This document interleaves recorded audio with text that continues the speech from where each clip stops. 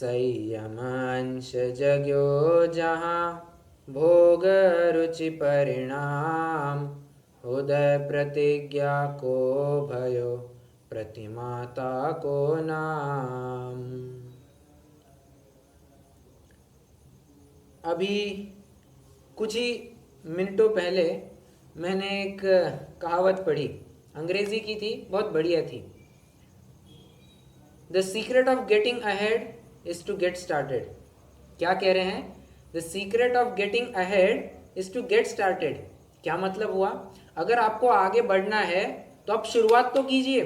बिना शुरुआत किए ही अगर हम कहेंगे कि मैं आगे ही नहीं बढ़ पा रहा हूं या फिर संयोग मेरे अनुकूल नहीं है, तो हम कभी भी अपनी मंजिल तक नहीं पहुंच पाएंगे। प्रत्येक जीव का उद्देश्य है सुखी होना, मोक्ष लक्ष्मी, मैं थोड़ा बाहर की अपेक्षा बात करूं तो मोक्ष लक्ष्मी को प्राप्त करना, मोक्ष में जाना। परंतु मोक्ष में जाने के लिए पहले एक कदम आगे तो बढ़ाना तो पड़ेगा। जब तक हम वो एक कदम आगे नहीं बढ़ाएंगे, जब तक सम्यक तो प्रकट नहीं करेंगे, तत्पश्चात हम व्रतों को अंगीकार करके, मतलब मुनि व्रत धारण करके अरहंत अवस्था प्राप्त करेंगे नहीं, तब तक सिद्ध अवस्था कैसे प्राप्त होगी? इसलिए जरूरी है हम शुरुआत करें। थोड़ा चरणानियोग की अपेक्षा अगर मैं बात करना चाहूं तो चरणानियोग की सरहद ये हम मुनि अवस्था में देख सकते हैं कि बाबा इनका चरणानियोग बेस्ट है। हम छद्मस्तों में विचारें तो मुनि राजाओं का चरणानियोग बेस्ट बताया गया है, ठीक है। अब उस लेवल पर पहुंचना है तो कहीं ना कहीं शुरुआत तो करना आवश्यक है। ऐसा नहीं कि एकदम से हमारे मन में आया कि हमको तो व्रत धारण करने, हमको मोक्ष को जाना है, ले लो हम मुनि बन गए। नहीं, ऐसा किसी किसी का संभव नहीं हो सकता है। कोई विशेष पुरुषार्थी हो उसकी बात अलग है, परंतु जो कम पुरुषार्थी है उनके केस में तो वे शुरुआत करते हैं, एक एक कदम आगे डालते हैं। वो कहते हैं चलो हम 28 मूल गुण नहीं ही सही, हम 8 मूल गुणों का पालन कर लेंगे। 8 मूल गुणों के साथ हम 5 अणुव्रतों को भी पाल लेंगे। नित्य देव दर्शन, रात्रि भोजन का त्याग, जल गालन, पंचुदंबर फलों का त्याग, मध्य मांस मधु का त्याग, अन्याय नीति अभक्ष से पूर्णतया अलग, मतलब हमारी प्रवृत्ति अन्याय नीति अभक्ष रूप नहीं होगी। हम इससे तो शुरुआत करें, तब जाकर के हमें वो पदवी प्राप्त होगी। और इसी मानसिकता को आगे लेकर के एक जीव सम्यक्तों को प्रकट करने के पश्चात व्रतों में अपना पहला कदम रखता है।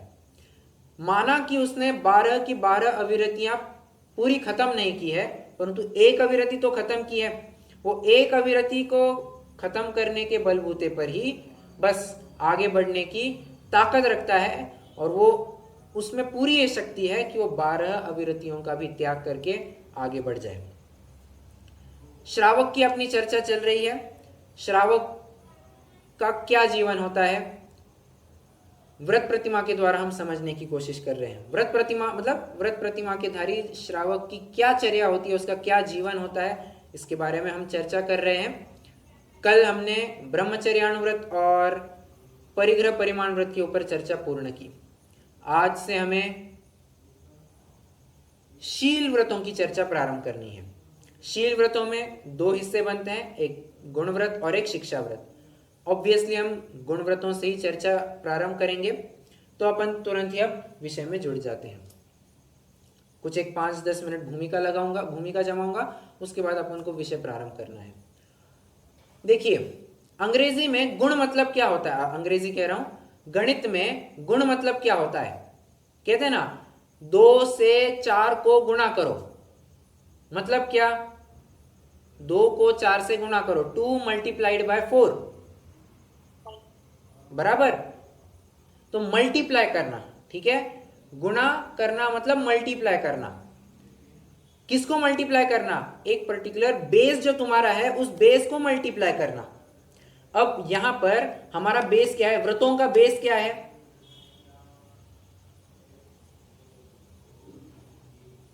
बारह व्रतों में बेस व्रत क्या है? नहीं, 12 व्रतों की बात कर रहा हूं मैं। 12 व्रतों में से 5 अणुव्रतों को मूल व्रत बताया जाता है, याद आ रहा है? बस तो उन मूल व्रतों में गुणा करना, उनको मल्टीप्लाई करना, यही गुण व्रत का काम होता है। जो काम चल रहा है उसमें और वृद्धि लाना, और इफेक्टिवनेस लाना, और एफिशिएंसी लाना, अच्छे से पल रहे हैं इसका बराबर ध्यान रखना, ये गुण व्रतों का काम। कौन से है ये 3 गुण व्रत? अलग अलग अपेक्षाएं हैं। देखिए, अणुव्रत में तो कोई अपेक्षा भेद नहीं थी, बराबर से 5 अणुव्रत सेम टू सेम थे, 5 पापों के त्याग रूप बताए थे। अब अपेक्षा भेद बढ़ने लग जाएगी, परंतु हम फिलहाल तत्वार सूत्र का आधार लेकर के चल रहे हैं, तो हम बराबर तत्वार सूत्र की अपेक्षा को मुख्य करेंगे। 3 गुणव्रत बताए हैं, दिग्व्रत, देशव्रत, अनर्थ दंड व्रत। बराबर क्या है इनका स्वरूप देखते हैं। दिग्व्रत, एक बात, दिग्व्रत और देशव्रत वैसे अपन चाहे तो साथ साथ भी चर्चा कर सकते हैं, साथ साथ ही चर्चा करेंगे तो सहूलियत बनी रहेगी। अच्छा, एक बात और अभी मुझे याद आई है, ये हमने ब्रह्मचर्यानुव्रत के बारे में या ब्रह्मचर्य के बारे में ज्यादा चर्चा नहीं की है। कारण इसका यह है कि इसका विस्तार हमें ब्रह्मचर्य प्रतिमा में दिखने वाला है, 7वीं प्रतिमा में, तो कुछ बातें वहां के लिए मैंने रिजर्व रखी है। परिग्रह परिमाण व्रत के ऊपर भी ज्यादा चर्चा नहीं की है, क्योंकि परिग्रह त्याग प्रतिमा नाम की 9वीं प्रतिमा ये विस्तार से आने वाली है। और क्या था, अहिंसा। अहिंसा में तो फिर वो स्टेप बाय स्टेप आते जाएगा। सचित्त त्याग में थोड़ा आएगा, रात्रि भुक्ति त्याग में आ सकता है, उसके बाद आरम त्याग प्रतिमा में आएगा। तो अहिंसानुव्रत का भी बहुत सारा विषय वहां पर आने वाला है। तो वैसे चर्चा तो ही अपने विस्तार से, परंतु कुछ अंश हमें वहां पर भी देखने मिलने वाला है। और एक और बात, शील व्रतों में, शील व्रत कह करके मैं दिग्व्रत सॉरी गुणव्रत और शिक्षा व्रत दोनों को शामिल कर रहा हूं, तो इन दोनों की भी विशेष चर्चा कहीं ना कहीं आपको अगली प्रतिमाओं में मिल जाएगी। जैसे अभी सामायिक की चर्चा होगी, तो सामायिक की तो अगली प्रतिमा है सामायिक प्रतिमा, तो विशेष चर्चा वहां पर करेंगे। प्रोषदोपवास की चर्चा है, उसकी भी विशेष चर्चा अपन प्रोषदोपवास नामक 4थी प्रतिमा में करेंगे। ठीक है, मैंने तो बस आपको एक रफ आइडिया दे दिया कि जहां पर भी अपना विस्तार नहीं हो पाया है ना, तो आगे उन प्रतिमाओं के अंतर्गत उनका विस्तार जरूर होगा। ठीक है, हाँ जी, गुणव्रत का अपना विषय चल रहा था, दिग्व्रत और देशव्रत। दिग और देश ये दोनों भी एक ही धातु से बनते हैं। क्या कहा, दोनों का एक ही अर्थ है, ध्रुव धातु से बने हैं दोनों भी। कौन से धातु से? ध्रुव धातु से, सॉरी ध्रुव ध्रुव ध्रुव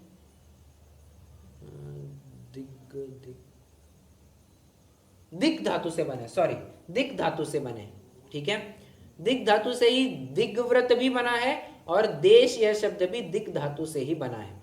ठीक है, मतलब सामान्य रूप में समझे तो जो दिशा, एरिया, डायरेक्शंस और क्या कह सकते हैं स्पेस, इन सब के बारे में चर्चा होती है, तो वो दिग्व्रत और देशव्रत कवर करते हैं। एक बात, दिग्व्रत को आप यम कह सकते हैं, देशव्रत को आप नियम कह सकते हैं, एकदम समझने के पर्पज से। अब अगर ये किसी को पता ही नहीं कि यम और नियम क्या है, तो मैं आपको 1-2 मिनट में समझा देता हूं। यम मतलब ऐसी प्रतिज्ञा जो पूरे जीवन भर चलती है, पूरे जीवन भर चलेगी, और नियम मतलब ऐसी प्रतिज्ञा जो कुछ काल के लिए ही मर्यादित होती है, ऐसी प्रतिज्ञा को नियम कहते हैं।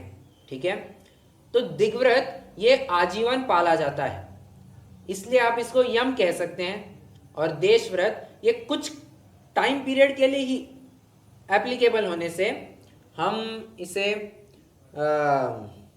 नियम भी कह सकते हैं। ठीक है, ये तो मैंने आपको बेसिक डिफरेंस बता दिया। काम वैसे देखा जाए दिग्व्रत और देशव्रत का काम लगभग सेम ही है। क्या? दिशा परिमाण करना। एक प्रश्न उपस्थित हो रहा होगा कि दिशा परिमाण करके अपने मूल व्रतों में वृद्धि कैसे आएगी? गुण मतलब क्या देखा था? वृद्धि करना, मल्टीप्लाई करना और बढ़ाना। तो मूल व्रत इससे कैसे बढ़ेंगे अपने दिशा का परिमाण करने से? कि फलानी जगह के बाहर नहीं जाना, मतलब मान के चलिए कोई श्रावक है, उसने आजीवन के लिए नियम ले लिया कि मैं भारत के बाहर नहीं जाऊंगा और 1 महीने के लिए मैं महाराष्ट्र के बाहर, यूपी के बाहर, राजस्थान के बाहर, एमपी के बाहर नहीं जाऊंगा, ठीक है, ऐसा उसने नियम ले लिया, ऐसा उसने देश व्रत ले लिया। तो 1 महीना वो तो छोटा टाइम पीरियड हो गया, वो देश व्रत में चला गया। आजीवन भारत के बाहर नहीं जाऊंगा, तो उसका दिग्व्रत हो गया। प्रश्न है ये ऐसे डिफाइन क्यों कर रहा है, अपने मूवमेंट्स को रेस्ट्रिक्ट क्यों कर रहा है कि बाबा इसके बाहर नहीं ही जाऊंगा? कोई लॉजिक बता सकता है?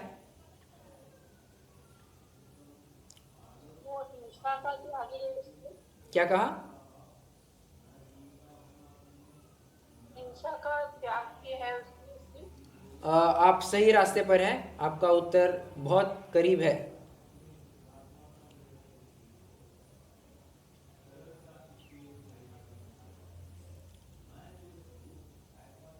मतलब जितना वो सीमित रखेगा उतना उसको हिंसा का पाप नहीं लगेगा, उसके बाहर जो हिंसा हो रही है। राइट, बहुत बढ़िया, बहुत बढ़िया। इसको अगर आपने बिल्कुल सही जवाब दिया है। इसी को अगर मैं थोड़ा शास्त्रीय भाषा में कहना चाहूं तो अविरमण रूप और परिणमन रूप पाप, सिर्फ हिंसा नहीं, 5 पाप लगा लेना है आपको, ठीक है। हिंसा तो बस एक रिप्रेजेंटेटिव कह दिया आपने, 5 पाप लगा लेने हैं। तो अविरमण रूप और परिणमन रूप, तो जितना भी अविरमण रूप उसका पाप चल रहा था उस एरिया के बाहर, मतलब अब भारत के बाहर जो कुछ भी हो रहा है उसका इससे कोई लेन देन ही नहीं। क्यों? यारे इसने जब अपनी सीमाएं निश्चित कर दी है, अपने रेस्ट्रिक्शंस लगा दिए हैं, उसके बाहर कुछ भी पाप हो उसका उस संबंध में कोई दोष नहीं लगेगा। तो एक प्रश्न आप को मन में उपस्थित हो रहा है, क्या अपन को उस संबंधी बंध हो रहा है क्या? उत्तर है यस, हमें उसका बंध हो रहा है। भले ही हम वहां के पापों में डायरेक्टली भागीदार नहीं होंगे, परंतु हमने स्वयं को सीमित नहीं किया ना, हो गया वो, तब तक अविरमण रूप पाप हमको लगता ही रहेगा। इसलिए देखिए व्रतों का महत्व इसके लिए होता है। एक थोड़ा सा मैं टेक्निकल बात कहना चाहूंगा, मैं नहीं जानता आप कितना समझ पाएंगे, बट देखिए अब मुझे थोड़ा सा ज्ञान है इसलिए मैं बोल रहा हूं आपको। शेयर मार्केट में ना एक कंसेप्ट होता है स्टॉप लॉस करके। क्या होता है, अगर मान के चलिए आपको लग रहा है 100 रुपए की चीज़ है, 100 रुपए का कोई शेयर है और आपने अपना टारगेट लगाया है 110 रुपए का, मतलब एक 10-15 दिन में 110 रुपए जाएगा तो मैं बेच दूंगा। पर अगर ये देख ऊपर ना चढ़ते हुए अगर ये नीचे टूट गया, मान लो 90 आ गया, 80 आ गया, 70 आ गया, तो मेरा घाटा ही चलता जाएगा ना। तो उसके लिए ना जो खरीदी बिक्री बहुत प्रमाण में करते हैं, जिसे आप ट्रेडर कहते हैं, वो क्या करता है, वो एक स्टॉप लॉस लगा करके रखता है। मतलब एक पर्टिकुलर पॉइंट के नीचे अगर वो शेयर का दाम चला गया, वो शेयर अपने आप बिक जाएगा, उसको बेचने करने की कोई जरूरत नहीं। उसका जो लॉस होगा, मतलब मान के चलो 100 रुपए की चीज थी, अब उसने वो लिमिट लगा के रखी थी 98 के ऊपर और शेयर प्राइस वो हो जाता है 85। मान के चलो अगर वो बेचता नहीं तो उसको घाटा कितने का होता? सिंपल मैथमेटिक्स है, अगर वो लिमिट नहीं लगाता तो उसको घाटा कितने का होता? वो 85 में उसको बेचना पड़ता ना, बराबर, तो घाटा होता उसको 15 रुपए का, बराबर। 100 में से 85 माइनस कीजिए तो 15 रुपए का घाटा होता। चूंकि उसने 98 पर ही वो बाउंड्री लगा दी है कि बाबा इसके नीचे चला गया तो मेरे को रखना ही नहीं है, खत्म, उसका घाटा 2 रुपए तक ही सीमित होगा, बराबर। बस यही कुछ का, मैं नहीं जानता आप कितना समझ पाए, बट ये उदाहरण मुझे अभी जस्ट क्लिक हुआ कि ये हो सकता है, तो मैंने आपको दे दिया। हाँ बस, बहुत अच्छा। कहने की बात इतनी है, अब अपन को इस लिमिट के बाहर कितना पाप लग रहा है इसकी कोई सीमा नहीं। वो शेयर का प्राइस 85 क्या 50 भी हो सकता है और उसकी वैल्यू 0 भी हो सकती है, मतलब मेरा पूरा का पूरा पैसा भी जा सकता है, बराबर, पूरी रिस्क है। परंतु जब मैंने एक लिमिट लगा दी ना, मेरा रिस्क सिर्फ 2 रुपए तक ही सीमित हो गया। मैंने भारत तक की बाउंड्री सीमित कर दी ना, तो मेरा पाप जितना भी है वो बस वो भारत तक ही सीमित हो गया। भारत के बाहर जितना भी पाप चल रहा है उससे मेरा कोई लेन देन नहीं। इससे तो बात डायरेक्टली नहीं बट इनडायरेक्टली आपके मूल व्रतों की रक्षा हो ही रही है, बराबर। आपको सीधे पाप नहीं, इनडायरेक्टली पाप लग रहे थे, आपने वो दरवाजे सारे बंद कर दिए, तो पाप का आश्रय होगा ही नहीं, ठीक है। इसलिए दिग्व्रत और देशव्रत का प्रयोग हुआ करता है। देखिए, दिग्व्रत तो एक ऐसा यम है या ऐसी प्रतिज्ञा है जहां आपको पता है कि इस सीमा के बाहर अपन को जाने का कोई अब मतलब ही नहीं है। तो भारत के बाहर जाने का कोई वैसे मतलब है नहीं, इसलिए श्रावक भारत तक का दिग्व्रत ले लेता है। अच्छा, देशव्रत का क्या पर्पस होता होगा? भारत के बाहर ही नहीं सही, परंतु उसको देश भर में कई व्यापार आदि के निमित्त से आना जाना पड़ता होगा। परंतु हो क्या रहा है, फिलहाल अभी चातुर्मास का काल है, 1 महीना अब विशेष जीवोत्पत्ति का काल है, विशेष संक्रामक काल भी है। तो उसने विचार किया छोड़ो ना, अपन को वैसे ही बाहर नहीं निकलना है, 1 महीने तक थोड़ा यहीं पर ठहरना है, तो अपने राज्य के बाहर की सीमा बंद कर देते हैं, अपन और पाप से बच जाएंगे। और बढ़ते जाता है, देखना ये लिमिट और कैसे बढ़ती जाती है। वो कह रहा है 1 महीने तक मेरे को महाराष्ट्र के बाहर नहीं जाना है, तो मैंने महाराष्ट्र की लिमिट लगा दी। वो और विचार करता है, अरे इन 15 दिनों तो अभी मान के चलिए 10 इलेक्शन आ रहे हैं, वैसे तो अगले महीने मान के चलिए 10 इलेक्शन आ रहे हैं। वो कह रहा है यार 10 इलेक्शन आ रहे हैं, तो एक काम करते हैं ना, 10 दिनों तक अपन को अपने शहर के बाहर नहीं जाना, क्योंकि शहर के बाहर जाने का कोई मतलब ही नहीं है। बस कुछ स्वाध्याय करने कराने के लिए हमको किसी स्थान पर जाना पड़े, कोई 10 इलेक्शन का विशेष कार्यक्रम आयोजित हुआ है, विशेष प्रवचन का आयोजन हुआ है, सभा लगाई गई है, तो उसके लिए आना जाना पड़ सकता है। एक काम करते हैं, शहर पूर्ति मर्यादा रख देते हैं, शहर के बाहर जाने का कोई काम नहीं, तो 10 दिन के लिए वो और सीमित कर देता है। वो और विचार करता है, यार 10 इलेक्शन में भी अष्टमी चौदस आ रही है, अष्टमी चौदस के दिन तो अपन को अपने घर से ही बाहर जाने का कोई प्रयोजन नहीं, अपन तो वैसे ही अपने घर में शांति से अपना तत्व चिंतन करेंगे, धर्माराधना करेंगे। तो और वैसे भी रविवार का दिन है, छुट्टी का दिन है, एक काम करो ना, आज के दिन के लिए घर के बाहर का भी परिमाण कर दो, मतलब मैं घर के बाहर नहीं जाऊंगा, ऐसा भी वो परिमाण कर लेता है, ठीक है, और सीमित हो गया। अब और बताता हूं ये और कैसे सीमित हो सकता है, सुनना। वो कह रहा है अष्टमी का दिन है, मेरा भोजन तो हो गया है, भोजन हो गया है, अब 2 घंटे तक मुझे इस कमरे के बाहर जाने का कोई मतलब नहीं, वैसे ही मेरी सामयिक का टाइम होता आ रहा है, उसके बाद मुझे स्वाध्याय करना है। तो एक काम करता हूं ना, 2 घंटे के लिए मैं इस कमरे से बाहर निकलता ही नहीं हूं, खत्म हो गया काम। वो 2 घंटे के लिए उस कमरे का भी परिमाण कर लेता है। और सुनना, वो सोचता है स्वाध्याय तो मैं वैसे बाद में करूंगा, मेरा थोड़ा हलन चलन वैसे उसमें हो सकता है, परंतु सामयिक में किस हलन चलन की बात, जिस जगह पे बैठा हूं मैं उसी का परिमाण कर देता हूं। मतलब विचार कीजिए, दिग्व्रत ने तो आपको एक मोटा मोटी अंदाज दे दिया कि आपको जिंदगी के लिए इस सीमा के बाहर नहीं जाना है, परंतु देशव्रत आपको कहां तक सीमित कर सकता है इसका भी आपको लिमिट समझना चाहिए। राष्ट्र के या देश के अंदर अंदर आते आते आते राज्य में आए, फिर शहर में आए, शहर में आपका घर हो गया, घर में आपका एक कमरा हो गया, कमरे में भी आपका वो पर्टिकुलर स्थान जहां पर आप बैठे हुए हैं, वहां तक भी वो सीमित करा के ला सकता है। इसका मतलब समझे, उस 2x2 की जमीन के बाहर जो कुछ भी चल रहा है, he is not at all worried about that. उसको क्या पाप चल रहा है, आग लग जाए, कुछ भी हो जाए, उसको उससे कोई मतलब नहीं है, क्योंकि अब वो स्वयं को सीमित कर चुका है।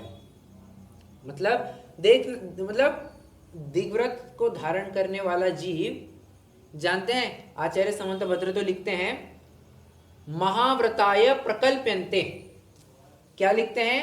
दिग्व्रत को धारण करने वाला जीव, दिग्व्रत देशव्रत को धारण करने वाला जीव, ये तो महाव्रत की तैयारी कर चुका है।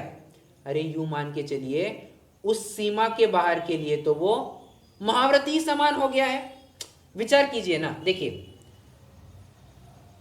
मुनिराज को कोई पाप नहीं लगता क्योंकि वे 108 कोटि से त्यागी हो गए हैं। अब यहां पर ये भी लगभग मुनि तुल्य हो गया है। क्यों? ये तो अपने नियम पर अडिग बना रहेगा। जो उसने मर्यादा निश्चित की है उसके बाहर तो जाएगा नहीं। अब उसके बाहर जो कुछ भी चल रहा है उसके पाप से उसको कोई लेना देना है क्या? कोई संबंध है क्या? कोई पाप का आश्रय होगा?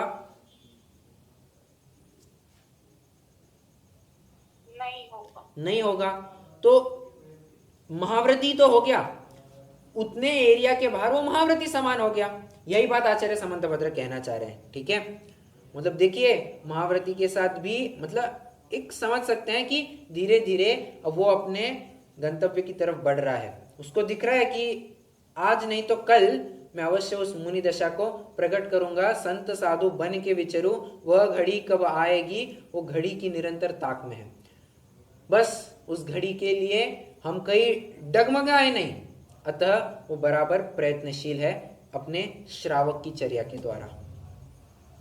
एक बात इसमें और समझना, मान के चलिए थोड़ा विशेष पॉइंट है, ये पॉइंट ध्यान में रखेंगे क्योंकि कई बार इस बिंदु को लेकर के थोड़ा सा अनबन भी बन जाती है, थोड़ा क्या कहना चाहिए, मतभेद भी हो जाते हैं कई बार। जो जो नियम श्रावक अवस्था में लिए गए थे वे सारे के सारे नियम मुनि अवस्था में अलागू हो जाते हैं। मतलब तुमने जितने भी 11 प्रतिमाएं पाली है ना, मुनि अवस्था में अब उसका कोई मतलब नहीं है। तुमने भारत के बाहर, भारत क्या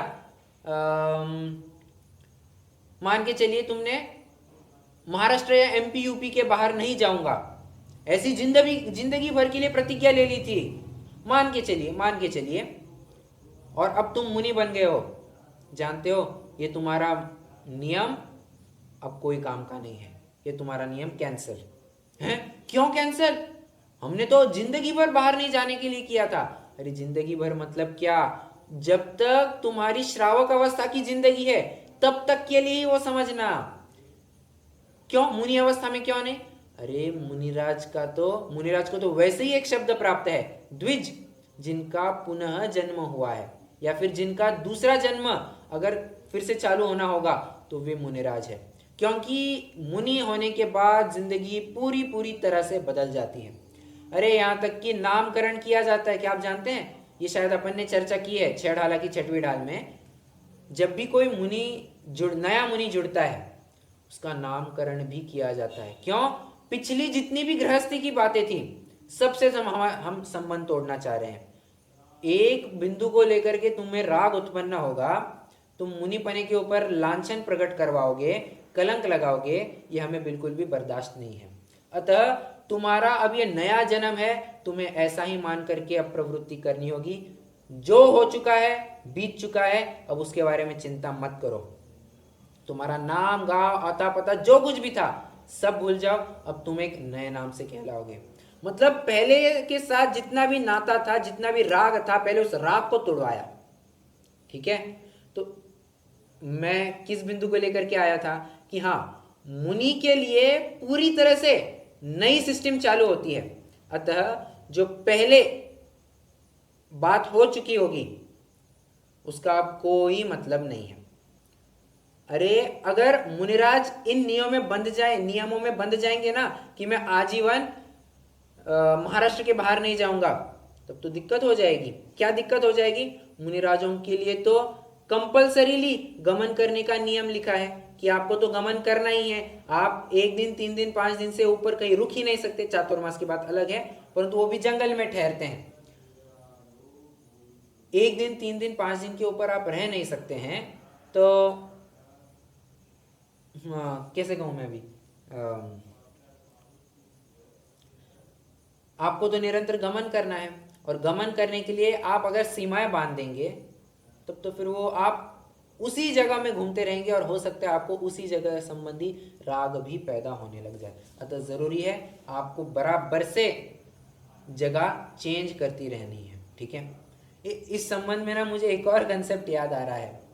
ये जितनी भी बड़ी बड़ी कंपनियां होती है ना, मतलब जैसे अपना टाटा है, बिरला है, रिलायंस है, अदानी है, ये जितनी भी बड़ी, बजाज है, जितनी भी बड़ी बड़ी कंपनियां हैं, इन्फोसिस है, जानते हैं इनके लिए, इनके ऊपर एक कायदा लागू होता है और उस कायदे में एक ऐसा लिखा गया है, कायदा मतलब उनका जो कंपनीज एक्ट है, ये बड़ी बड़ी कंपनियों को जो चलाता है वो कंपनीज एक्ट, कंपनी का कानून, तो उसमें एक बात लिखी हुई है कि आपको हर 5 साल में अपना ऑडिटर बदलना है। जो आपका अंकेक्षक है, शुद्ध हिंदी में बोल रहा हूं, जो आपका अंकेक्षण करने आएगा, मतलब ऑडिटर, मैं समझता हूँ ऑडिटर ये वर्ड सभी जन समझते होंगे, जो आपका ऑडिट करने आएगा, आपको उस बंदे को हर 5 साल में बदलना है।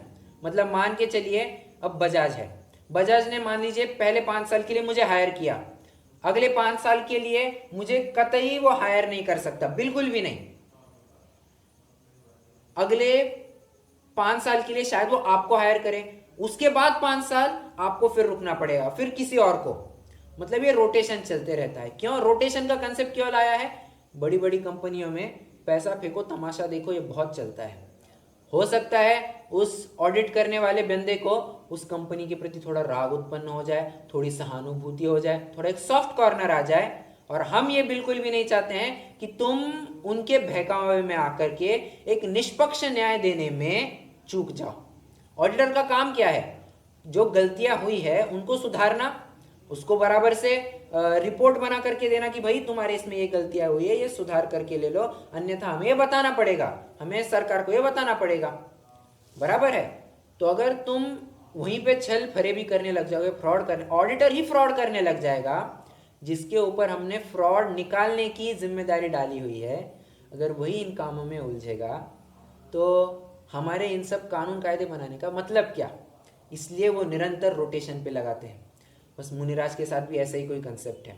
हमने तो तुमको विरागी होने के लिए, राग बिल्कुल डेवलप नहीं करने के लिए मुनि अवस्था दी थी। अगर तुम एक ही स्थान पर रह करके उसी स्थान के साथ राग उत्पन्न करोगे कि बाबा ये स्थान तो मेरे लिए सामयिक के बहुत अच्छा है, मुझे यहाँ पर सामयिक बहुत अच्छे से होती है, यहाँ पर शास्त्र स्वाध्याय के लिए बहुत अनुकूल जगह है, मंद मंद हवा बहती है, सुगंधित गंध आती है, अच्छे अच्छे पक्षियों की आवाज़ सुनाई देते हैं, मनोहर दृश्य है, सामने से झील बह रही है, ये वो फलाना ठिकाना, सब वो विचार करता है। अगर वो मुनिराज ऐसा विचार करेंगे तो हो गया ना, राग उत्पन्न हो गया। और राग तो हमको बिल्कुल भी उत्पन्न नहीं कराना है। मैं ये सब किसके पीछे कह रहा हूँ? मैं तो इसके पीछे कह रहा हूँ कि श्रावक आपको निरंतर घुमाते रहना है, मुनि को निरंतर भ्रमण करना है। अगर वे भी दिग्व्रत देशव्रत में अटक जाएंगे तो बहता पानी और भ्रमता जोगी ये हमेशा शुद्ध होते हैं, ये कहावत तो बिल्कुल ही असत्यार्थ सिद्ध होगी। हम वो नहीं चाहते। ठीक है, कितने जन फॉलो कर रहे हैं मेरी बात को, मैं क्या कहना चाह रहा हूँ? जी भैया। ओके, आइए अभी हम दिग्व्रत और देशव्रत के अतिचारों के ऊपर थोड़ी चर्चा करते हैं और फिर अपन रुक सकते हैं।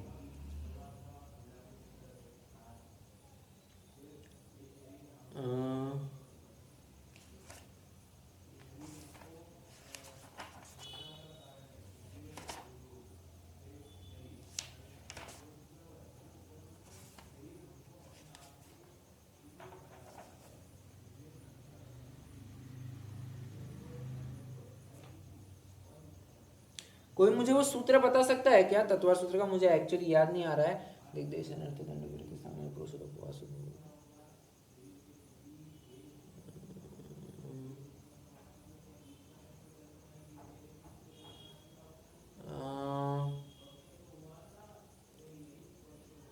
ऊर्ध्वाधस्तिर्यक व्यतिक्रम क्षेत्र वृद्धि स्मृत्यंतरा धानानी, ऐसा कुछ है। आपके सामने तत्वार सूत्र है क्या? मैं नहीं लेकर के बैठा हूँ, गलती से नहीं, मतलब मैं लेकर के ही नहीं बैठा, सच बात कहूँ तो।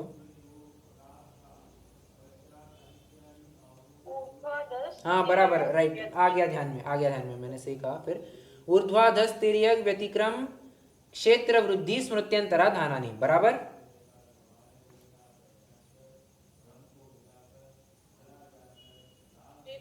ओके, अब देखिए, दिग्व्रत किसके बारे में है? दिशाओं के परिमाण के बारे में। आजीवन के लिए हमें दिशा का परिमाण करना है। ठीक है जी, आपको दिशा का परिमाण करना है। किन दिशाओं का? सिर्फ उत्तर दक्षिण, पूर्व पश्चिम, आग्नेय, वायव्य, ईशान्य और नैऋत्य, या ऊपर नीचे? कितना भाई? दिशाएं 10 है तो 10 दिशाओं का परिमाण करना होगा। छड़ाला में भी क्या लिखा है? दश दिशि गमन प्रमाण ठान तसु सीमन नाके। ठीक है बाबा, दिग्व्रत में 10 दिशाओं का परिमाण करके रखेगा। अब बात तो ऐसी है, 10 दिशाएं लिखने बैठते तो 10 अतिचार हो जाते, परंतु व्रतशीलेषु पंच पंच यथाक्रमम, हम 5-5 भावनाएं और 5-5 अतिचार ऐसे सेट में चलते जाएंगे, तुम्हें वैसे ही समझना है। तो अब 5 का आंकड़ा लाना तो कैसे लाएंगे? 5 का आंकड़ा लाना है तो सिंपल, ऊर्ध्वा और तिर्यक, दो तो इसी में कवर करा दो, ऊर्ध्वा, अध और तिर्यक। ऊपर एक, नीचे 2, अध मतलब नीचे, और तिर्यक, तिर्यक मतलब तिरछा। अब तिरछे में आपको 8 दिशाएं लेनी है, दिशा और विदिशा दोनों।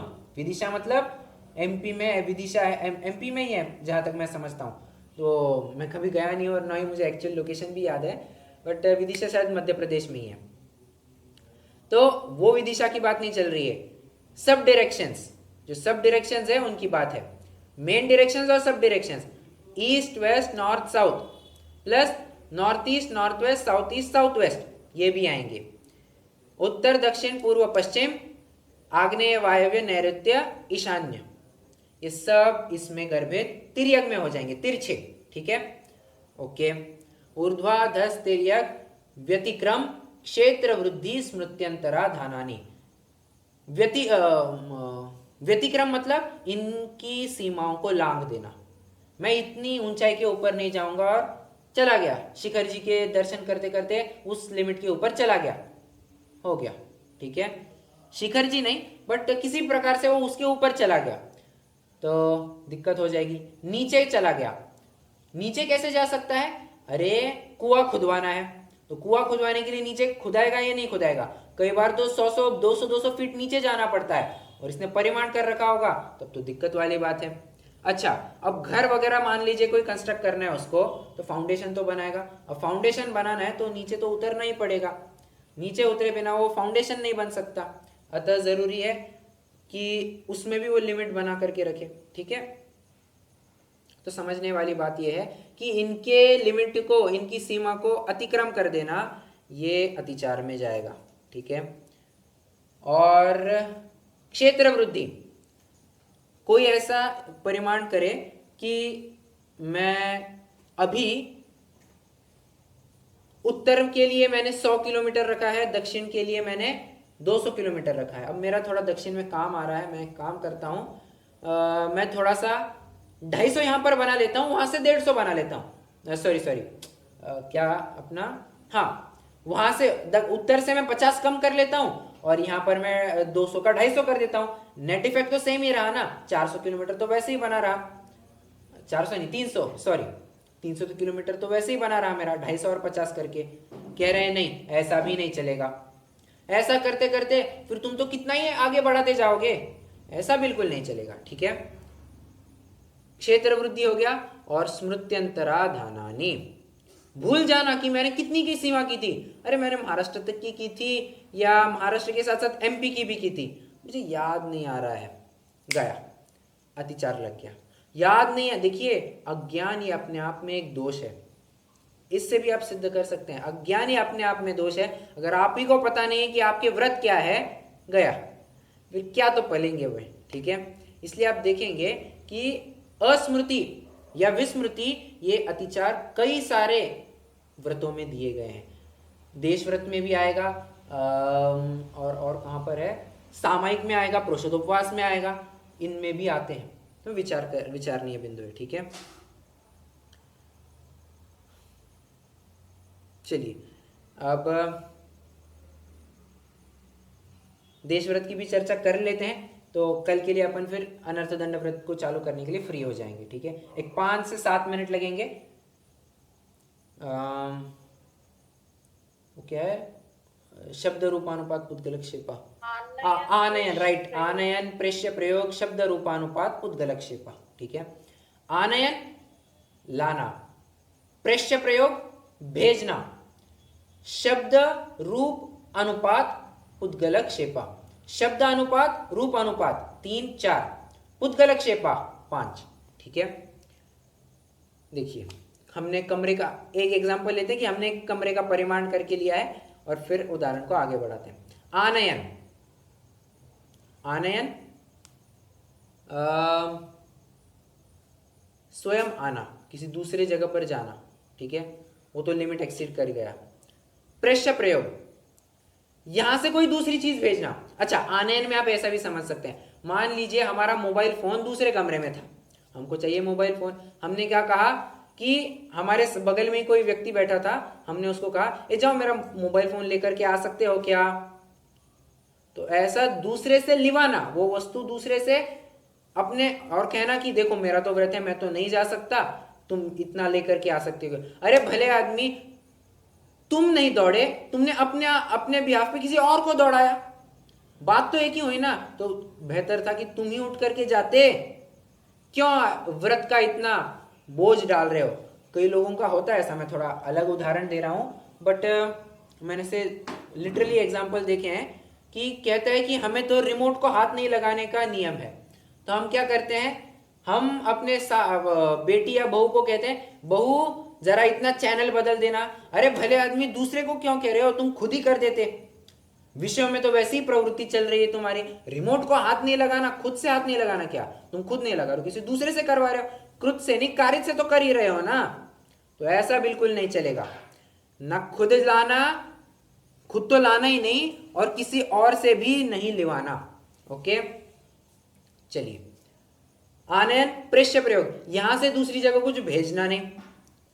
शब्द रूप, शब्द अनुपात, कोई सामने से गुजर रहा था, अब हमें कुछ संदेशा भेजना था, हमारे पास कोई है नहीं, हमने क्या किया, जाते जाते कोई दिख गया, हमने कहा शब्दों के माध्यम से हमने उसको कहा एक यहां पर आओ, यहां पर आओ, हम अपने कमरे में ही है, उसको कहना मैं बाहर नहीं निकल सकता हूं, तुम यहां पर आओ। सामने वाला कह रहा है भले आदमी तुम यहां पर आ जाओ, हम कहना नहीं नहीं नहीं मैं बाहर नहीं निकल सकता हूं, तुम यहां पर आ जाओ। मतलब शब्दों के माध्यम से बुला ही लिया ना, और फिर जो बात करनी है करना, ठीक है, ये भी नहीं चलेगा। शब्द अनुपात, रूप अनुपात, इशारे से कहना यहां पर आओ, यहां पर आओ, ऐसा इशारे कर करके बुलाना, रूप अनुपात। उद्गलक्षेपा, कोई एक ऑब्जेक्ट पत्थर वगैरह कुछ डाल करके दूसरे का ध्यान डाइवर्ट कराना, ये तुम मेरे पास देखो, वहां पर देखो देखो, दूध उबल रहा है, उफन रहा है, उफन रहा है, जाओ जाओ बंद करो।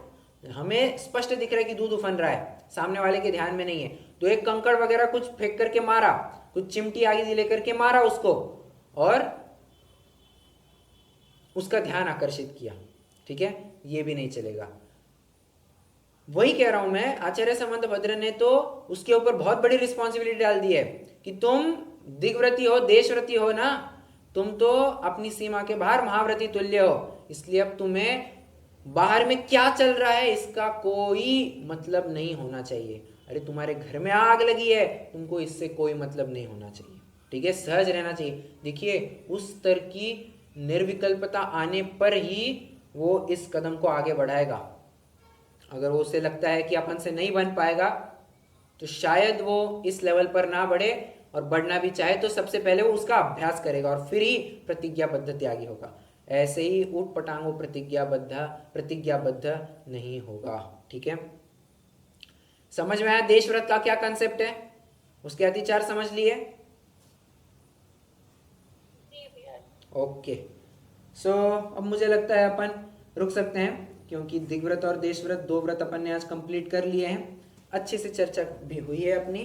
कुछ विशेष बिंदु रहेंगे तो अपन कल चर्चा करेंगे।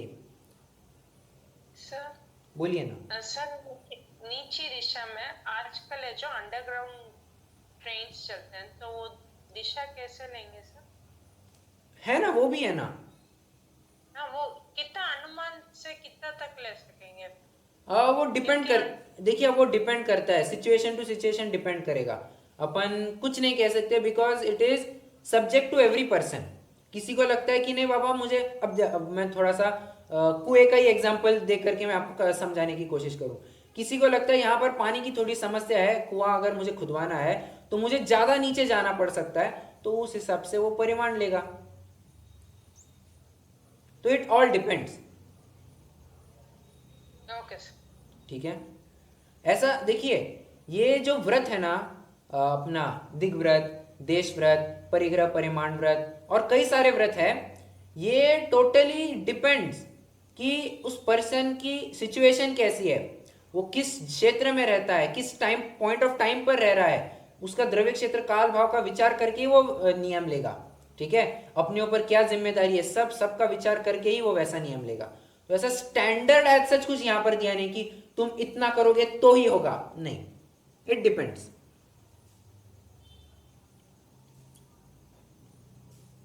ठीक है, कोई प्रश्न और?